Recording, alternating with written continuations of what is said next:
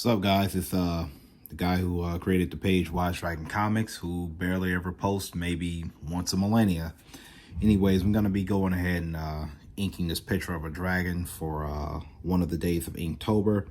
And since I don't really have any music that won't get me like dinged on YouTube, I'm just gonna be talking about some random inking ideas and concepts and stuff that I follow when I try to ink my drawings. So let's go ahead and go. There was a couple of times I know I've told a few people who have asked me questions about inking some things to practice on, and that was one thing you don't want to do is do a lot of hairline kind of drawing when you're inking. You want to be able to do like straight lines, because you don't want to be doing a lot of this when you're sitting there just trying to do a line. You want to be able to just do things in a straight stroke. Well, not exactly straight, but just a single line without being able to pick up the pen.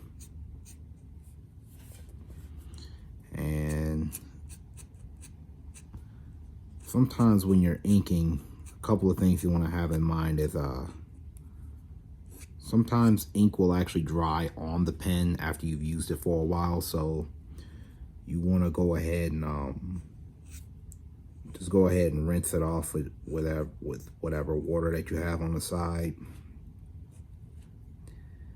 And because when the ink starts to dry, it starts to get really ugly looking and can kind of, I don't want to say split, but it looks really weird, especially if you're using thicker kinds of ink. At the moment, I'm using a thinner kind of ink, so it's a little more watery, but it doesn't dry up as much as others do.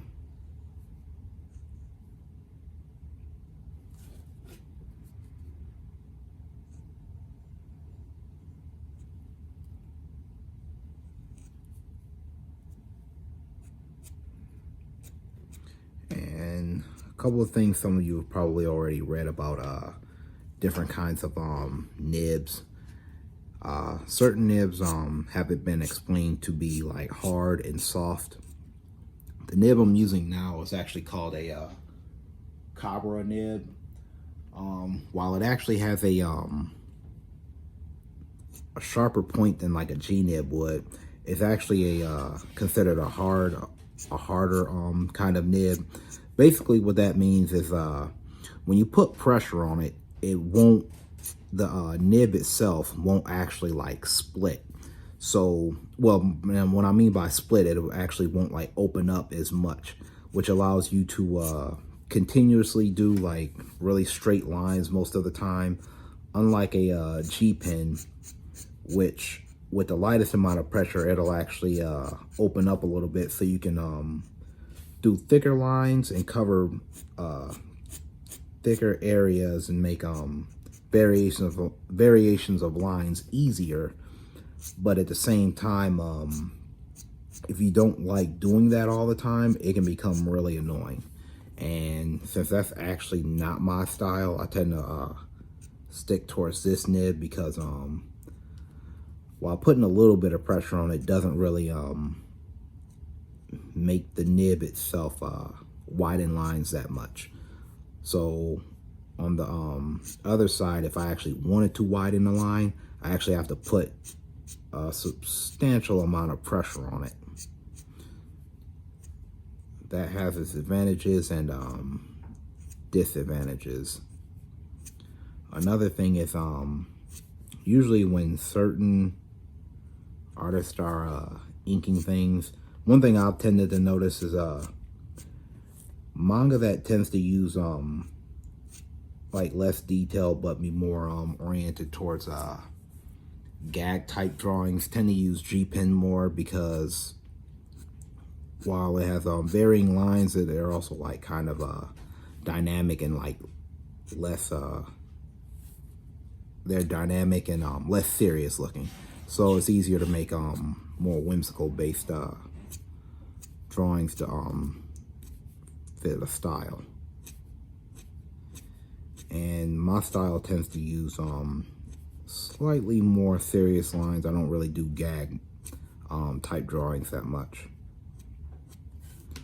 So that's why this is actually my most preferred pen to use.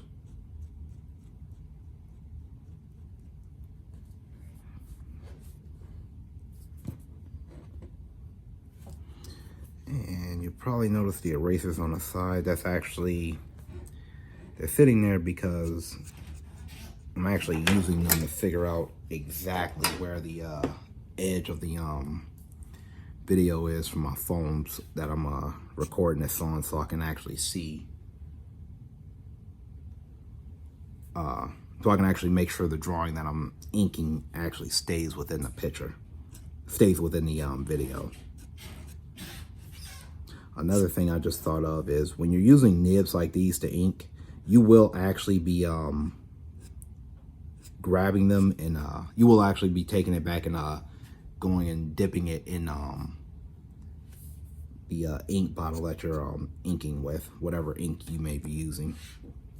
So don't be afraid to actually think that like, oh man, I'm having to dip it so many times. It's actually a common thing.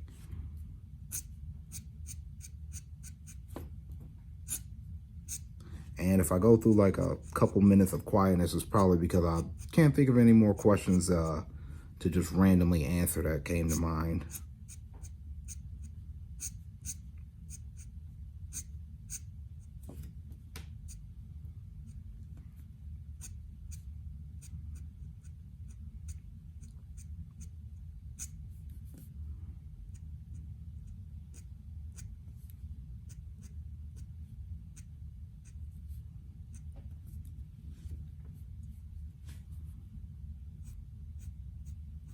And as you can see, putting slight amounts of pressure allows you to do really thin lines.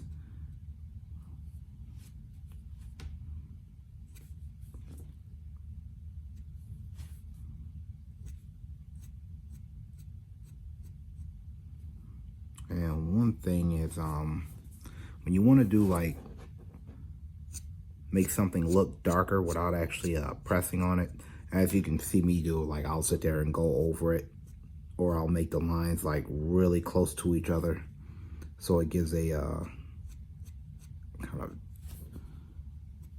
darker, fuller edge on them.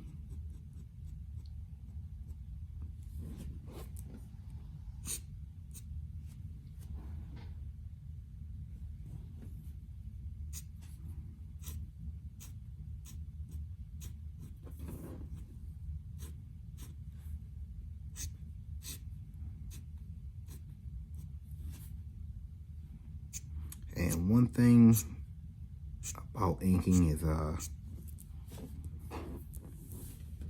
if you really want to get pretty decent at it, embrace the idea of tracing, because that's kind of what you're doing, is basically going over your pencil lines. Not all of them, but just the ones you actually want to show up in the finished drawing.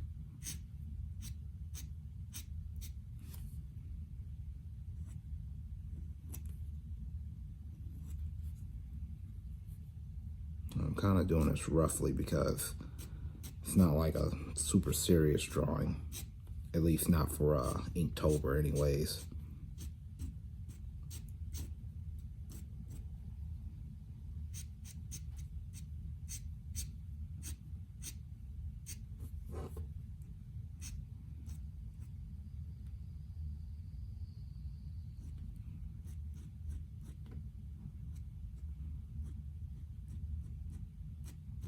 And another thing is also kind of being aware, like this is actually more of a basic drawing idea, is understanding where your light sources might be. Like let's say there's light at the top, coming from the top of the drawing, like from over here. That means like if you imagine the light coming like this, it will hit the top, so you wouldn't want to make like the top of something too dark. But this is just, this part being like that is just for texture more or less. But as you can see, I put more of the lines down here to kind of darken it on the bottom, imagining a light source that technically isn't there. And I can also kind of do it for the other side, the other horn too.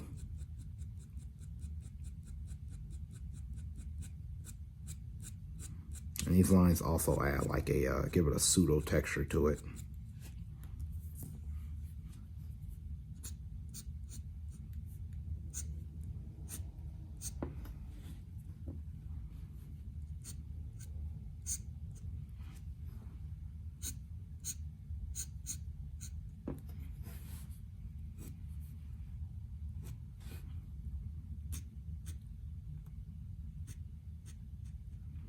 And one thing about inking is whatever your dominant hand is, you kind of want to ink from the opposite side, like coming from over here like this. Because if I were to start inking over here, then I'd end up rubbing all over the stuff and smearing it. While that does seem something like it would be obvious to think about, it tends not to be. Because I know when I started out, I had a habit of actually doing that.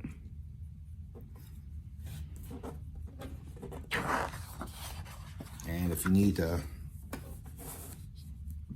flip something over, still the same thing. There are certain angles that I can draw better at for a certain curve, so I will flip a drawing. But the same rule kind of applies. Is if you know you're going to be flipping it over, you kind of want to be careful about where exactly you draw, so you don't put your hand there. And then sometimes I kind of like keep my hand in a certain position that doesn't have any ink on the paper, like basically above the dragon's head, like right around here, and I'm just slightly adjusting the way my hand is, just so I don't hit that spot, just so I don't actually put it on any other stuff I've inked. Even though this ink actually dries pretty quickly, I really don't want to test just how wet it might actually still be.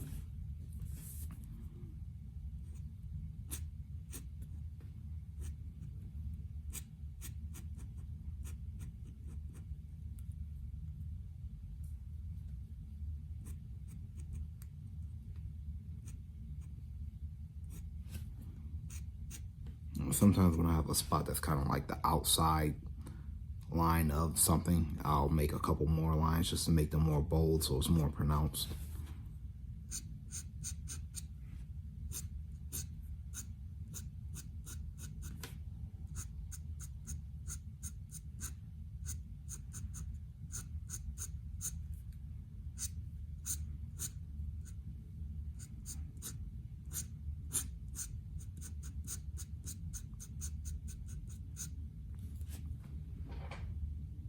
And generally when you're using nibs, this is sort of the sound that it's actually going to make against the paper, that scratching sound. Yeah, it's annoying, but you actually get used to it.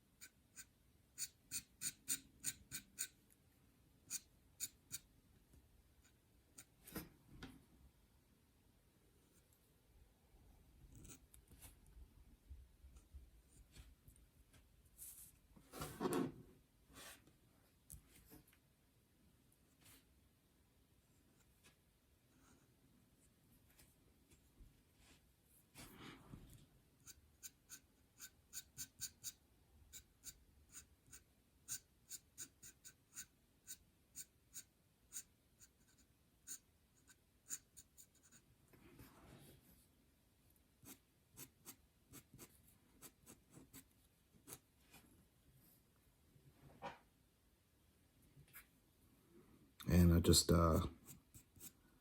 dip the nib in the ink again. Anytime I do that, I'm gonna start actually saying something about it. actually didn't dip it, but I put dipped it in too far, so a little bit more ink came on the nib than I wanted to. The problem that can cause is you get this weird looking droplet that may appear here, and if it does, it's actually like really prone to just fall off on the paper. Like if you can see it, like it's okay. This isn't bad, but what I had before, it was not something I wanted to risk dropping on the paper. Because then you have an unnecessary, well, a mistake that you could have prevented that's on the paper now. Although that's why you will need whiteout, and it's good to have some just in case you mess up. Or if you have a drawing program that you can scan the picture into after you're finished, that works too. Then you can just use the magic of Control-Z, as people call it.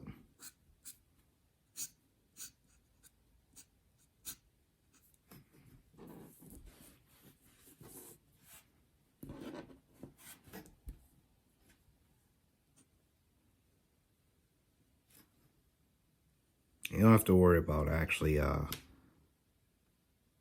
making sure you strictly follow the lines that you drew. As long as you're getting most of it pretty spot on.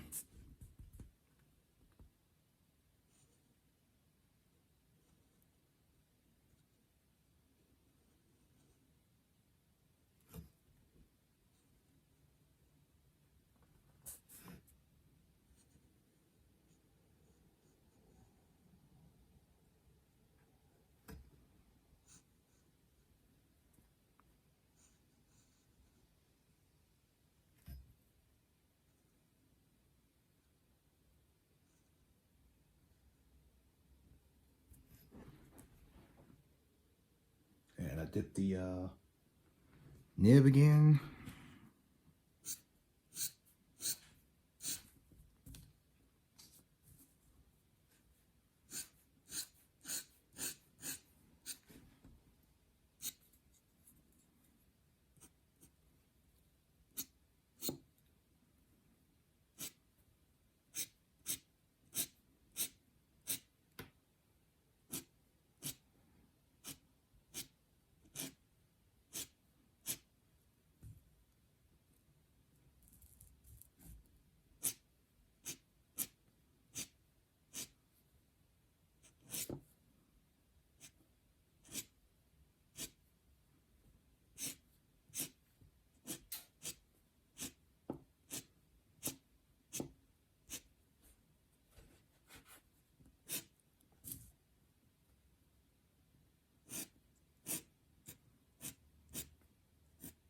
There's also another thing I've been doing. Sometimes you can actually slightly tilt the nib. It's kind of like as if you were using a pencil that you, like one of those like lead pencils that you sharpen at that you put into a sharpener or whatever. Sometimes you can actually get a slightly thinner line by actually tilting it to where it's at a point. And then other times, if you want a thicker line, you can actually rotate it a little bit more and then just press into it and get a thicker line. Like that. It also uses up more ink that you put on when you do that. So the chances of you actually having to re-ink increase. But once you get used to doing that, it's fine.